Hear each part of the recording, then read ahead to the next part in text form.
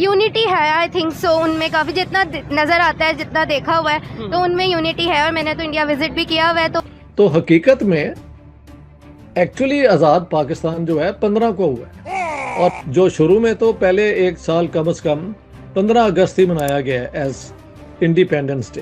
पर इंडिया जो है उसने अपने जो ब्रिटिश इरा के जो क्रिमिनल लॉज हैं वो चेंज कर दिए हैं, इसीलिए वो तरक्की कर रहे हैं और आगे ऊपर की तरफ जा रहे हैं। और हम जो है अपने लड़ाई झगड़ों में पड़े हुए हैं। वो मोदी साहब का बयान भी तो देखा है ना, उन्होंने यही कहा था कि ये आपस में खुद ही लड़ेंगे, हमें तो इनको गिराने की जरूरत ही नहीं है। एक सनी देओल का एक मूवी आई है, उसका एक डायलॉग है, अगर पाकिस्तानी अवाम को आज मौका मिले दोबारा से हिंदुस्तान में बसने का, ये उनकी बात बिल्कुल सही है। बिल्कुल सही। जो डायलॉग तो डायलॉग है, लेकिन बात उनकी कहीं किसी हद तक ठीक है। जिन्ना साहब जो है उन्होंने सारे मुसलमानों के लिए तो मुल्क नहीं ना था बनाया। उन्हें कहा था वहीं रहो, तुम्हें मैं 2 करोड़ को कुर्बान कर दूंगा 7 करोड़ को आज़ाद कराने के लिए। ये उनके अपने लफ्ज हैं। वहाँ पे जो बिल्डिंग्स हैं वहाँ पे खास तौर पे रूल एंड रेगुलेशन की बात करें, रूल्स अच्छे हैं। सबसे पहले तो रात को मार्केट जल्दी बंद हो जाती है, रात को जल्दी सोना सबसे बड़ी बात है। सनी देओल कह रहा है कि जितनी गुर्बत पाकिस्तान में हुई पड़ी है, अगर आज पाकिस्तानियों को मौका मिले हिंदुस्तान में दोबारा बसने का, तो आधे से ज्यादा पाकिस्तान खाली हो जाएगा। क्या वो सही कह रहे हैं?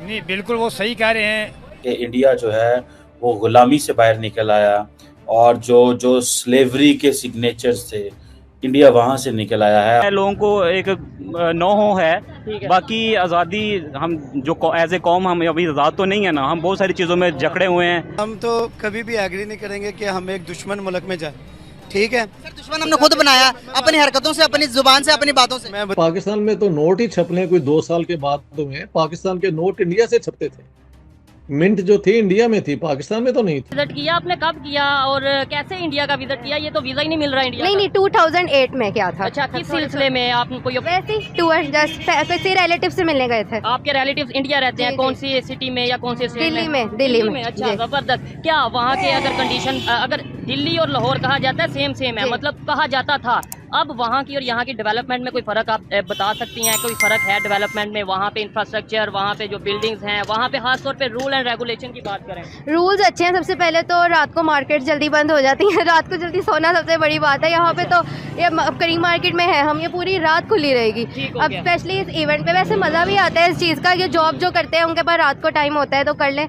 यूनिटी है उधर। अब हमें अंदर की बात इतनी तो नहीं पता, और काफी पुरानी बात आपने तो जो देखा, जो सर्वे किया आपने, तो वही बात करनी है। और नो डाउट वहाँ पे भी बहुत से इश्यूज होंगे, वहाँ पे भी अपोजिशन है, वहाँ पे भी पार्टीज हैं, आपस में इख्तिलाफात होंगे, लेकिन एटलीस्ट इस दिनों में वो यूनिटी दिखाते हैं। क्या यही वजह है कि वो दुनिया की 5वीं बड़ी इकानमी बन चुके हैं? क्या यही वजह है कि दुनिया की बड़ी बड़ी मल्टीनेशनल कंपनीज इंडिया में इन्वेस्ट करना चाहती हैं, इंडिया के लोगों पर ट्रस्ट करती हैं? ऐसे ही है। अब बाहर के कंट्रीज में भी जाए तो वो इंडियंस पे पाकिस्तानी से ज्यादा ट्रस्ट कर रहे हैं। क्या उसकी क्या वजह हो सकती है आपके ख्याल से? देखें, हम भी इंसान है, वो भी इंसान है, एजुकेशन सिस्टम का फर्क, हमारे में यूनिटी क्यों नहीं आ रही? एजुकेशन का तो मुझे नहीं लगता कि फर्क है। टीचर हैं, हाँ जी, एजुकेशन का तो मुझे नहीं लगता कि फर्क है। एजुकेशन तो हमारी महल से ज्यादा अच्छी है। अच्छा, जबरदस्त। चले, आपकी ओपिनियन है एज ए टीचर, क्या कहना चाहेंगी? हम अपने बच्चों को यूनिटी में, मतलब पाकिस्तान को कैसे? आजकल के बच्चों को ना इन्फॉर्मेशन ही नहीं है, कुछ सही से पता ही नहीं है।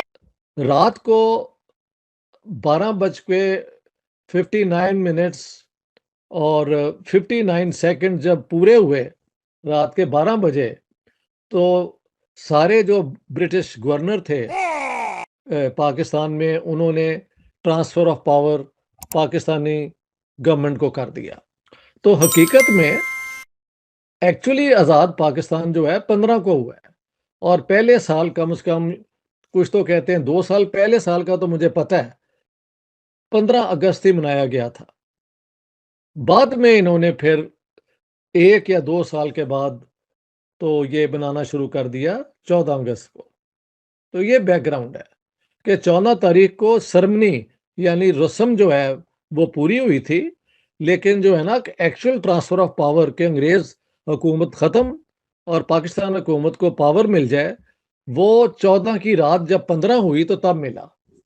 तो इसलिए ये लोगों में कन्फ्यूजन है कि भाई कब पाकिस्तान आज़ाद हुआ।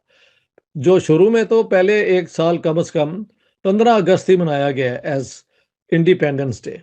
वो मेरी तकरीर भी है जिन्ना साहब की, जो मैंने अपनी किताब में कोट की है कि 15 तारीख को ही उन्होंने कहा, बाद में ये 14 करार दे दिया गया। ये है बैकग्राउंड। ओके। जी सर, पाकिस्तान में ये बोला जाता है कि पाकिस्तान आज़ाद हुआ। क्या कहते हैं सर आप कि हम आज़ाद हुए थे या हम भारत से अलग हुए थे?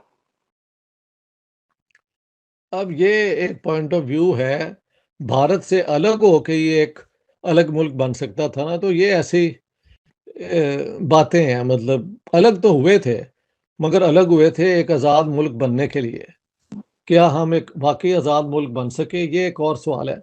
लेकिन कुछ लोग ये जो इतराज़ करते हैं कि भारत से अलग हुए थे, of course that is true, और उसमें से फिर पाकिस्तान बना, एक आज़ाद डोमिनियन और एक मुल्क बनना था, तो ये बना।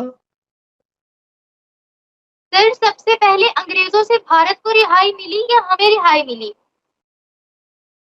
नहीं, 14-15 की रात को दोनों को मिली, यानी 15 तारीख से दोनों को ट्रांसफर ऑफ पावर हो गई, तो दोनों को एक ही दिन हुई। 14 को पाकिस्तान को नहीं हुई, सिर्फ रस्म, एक रस्म हुई थी। रस्म तो कुछ भी हो सकती है ना। पर इंडिया जो है उसने अपने जो ब्रिटिश इरा के जो क्रिमिनल लॉज हैं वो चेंज कर दिए हैं।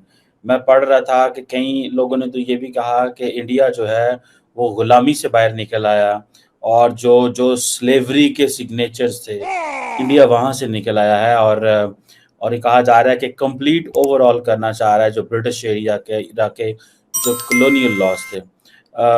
अब ये कहा जाता है कि ये जो लॉज थे ये बेसिकली इनका काम ये था कि ये कॉलोनियल रूल को प्रोटेक्ट करते थे, कॉलोनियल जो रूलर्स थे उनको प्रोटेक्ट करते थे, और इनका जो मकसद था वो पनिश करना था, इंसाफ नहीं था।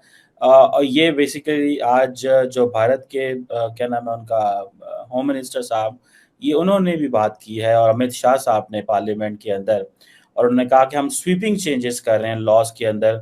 और ये एक बड़ा, जैसे वो कहते हैं ना कि एक बड़ी इम्पोर्टेंट डेवलपमेंट है अगर आप इसको लार्जली देखें, कि हम एक तरफ पाकिस्तान है वो कह रहे हैं जनाब कि हमारे पास एक ऐसी पार्लियामेंट है जो मर्डर करती है डेमोक्रेसी को, और फिर हम कहते हैं जी कि भारत के ये मसले हैं वो मसले हैं, लेकिन at least the parliament has the courage. उनकी जो पार्लियामेंट है उसके पास करेज है। हमारी पार्लियामेंट जो है वो तो उस तरह के लॉज बनाती है जो एस्टैब्लिशमेंट को पसंद आते हैं, और एक एक दिन में 30-30, 20-20, 40-40 लॉज बना देते हैं। अब महिंद्रा थार, आज से 2 दिन पहले महिंद्रा थार ईवी में भी उन्होंने लॉन्च कर दिया, इलेक्ट्रॉनिक महिंद्रा थार। यानी कि इंडिया में आप देखें, फिर वो कहते हैं जी बातें करते हैं, लो जी उथे मेजॉरिटेरियन है, उधर हिंदू हैं, ये हैं वो हैं। इस वक्त दुनिया की सारी ऑटोमोबाइल्स कंपनी इंडिया पहुंच रही हैं। कहते हुए शर्म आती है कि हम आजाद हैं या नहीं हैं, पाकिस्तान बनाया है या नहीं है। मैं खुद इस चीज पे कंफ्यूज हूँ। देखे ना, जितनी बिगेस्ट कंपनीज है उनके सीईओ जो प्रोड्यूस कर रही है, इंडिया कर रही है, तो पाकिस्तान को कहाँ कोई देखेगा भाई। रिलीजन को जब तक हम पीछे नहीं छोड़ेंगे, पीछे का मतलब ये नहीं कि आप उसकी प्रैक्टिस कर। अभी भी एक इंडिया की जो बड़ी जो एक कार मैन्युफैक्चरिंग कंपनी है वो कह रहे हैं हमने इंडिया को एक्सपोर्ट हब बनाना है।